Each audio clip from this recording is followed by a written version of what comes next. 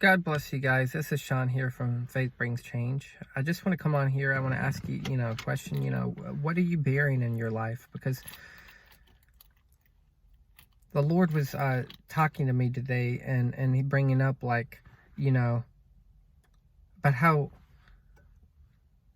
basically the children that a wife or a husband they bear, children. It's like something spiritually they're bearing in their life, for instance, a child coming out of a womb. It's almost like we are birthing Christ coming out of us. Christ is coming out of our lives. We can birth, and if the child is good or bad, I'm not saying for everybody, I'm just saying generally speaking, it can be a reflection oftentimes on how the parents raise the children. What did they bear in their life?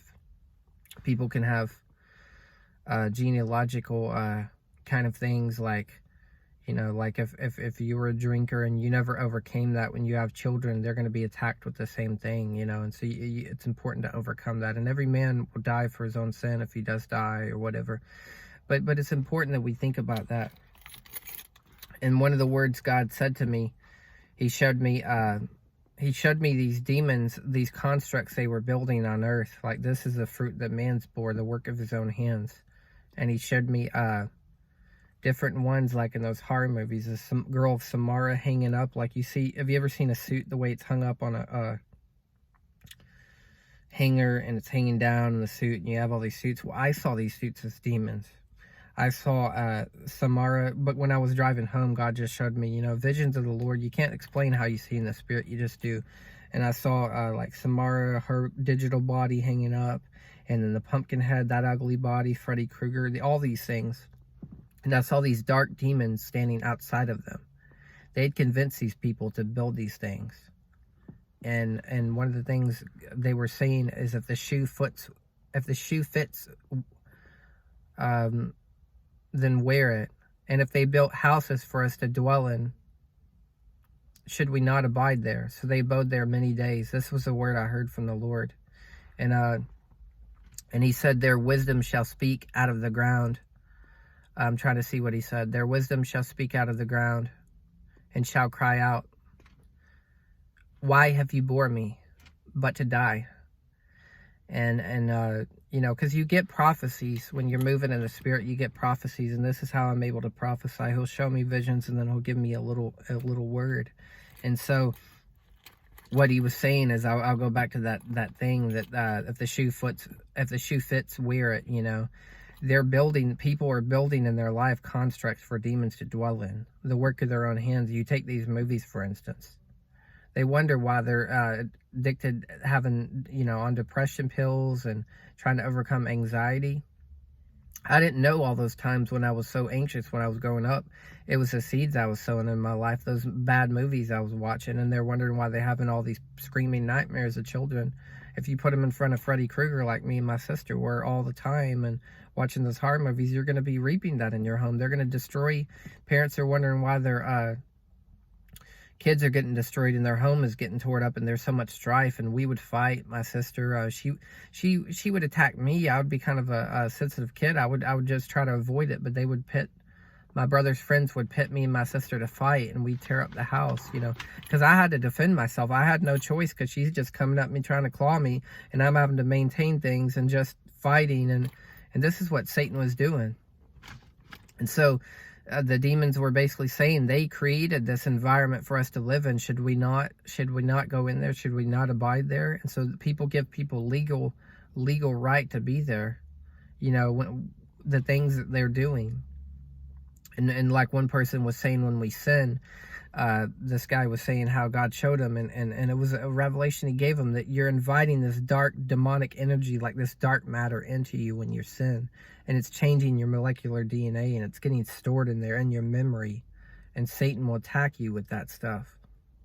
And so you need to be careful what you're sowing into your life, because this body's made of earth, and you sow stuff into it. And Satan can never go any place where he's not welcome or invited first, guys. That's what we have to be aware of. And if we want to be free and delivered, we got to avoid those things. We just got to circumcise, cut off those things in our life that are not of the Lord, Cut off those things. and make sure our wisdom's from above, not from the earth, guys. Make sure the things we're bearing are good children, not like deformities. I'm speaking spiritually, like sins. Make sure our fruit is good, our wisdom is good. We're making good choices. Because the Lord's going to come back, and I see that nobody's awake at I preach all the time at my job, and I have a few guys there that say they're Christian, but they don't seem to be there. There's no fire. There's no speaking of the Lord. There's nothing about him. I don't see that. There are people that you just don't see, no matter how much time you try to sow into them. They're just not willing to go there. They're going to have to taste that judgment of Revelation 9 before they're going to wake up. You know, there's this guy by the name of Shaky Graves I just heard on a commercial, and I decided to kind of use that as a name for prophecy. You know, God's going to shake the graves. He's going to, people are going to wake to either a judgment of righteousness or, you know, and holiness and life, or they're going to wake to a judgment of condemnation. You know, Yeshua says, you know, Shaky Graves, going to use that as a name. And there's just little things he does, God does, to give me, you know, to prophesy. And I'm kind of an old school prophet, and a lot of those old ones dealt with judgments of hell. And I know it seems archaic and dark sometimes, but it says the scripture, you know, Yeshua told me, you know, because I told you guys out there January 28th, God told me I was this, you know, this final Elijah that was to come, you know, in Malachi, God told me that. And it says, by his knowledge, my righteous servant shall justify many. He told me, you know, that was a prophecy concerning me. That's one of the prophecies he told me. And it's by the knowledge of the fear of the Lord that men are made wise. And sometimes you have to taste death to lead you back to life. You have to see how bad it is. And if they're going to be eating from these things and drinking from these things continually, I'm going to have to teach them from those trees, you know, to teach them how to get out of those things, you know, like the tree of knowledge of good and evil. I have to teach them from those things so they can get out of them. And I enjoy it. I mean, I came from a background of film and writing, and so it's great for me, but I know it's dark for some people, but there's a light in all this, guys. If you follow the Lord, you're going to see him in the darkest places even. He says he'll turn your darkness into light before him, guys. That's what he promises to do. If you'll keep your eyes on him, under the pure, all things are pure, guys.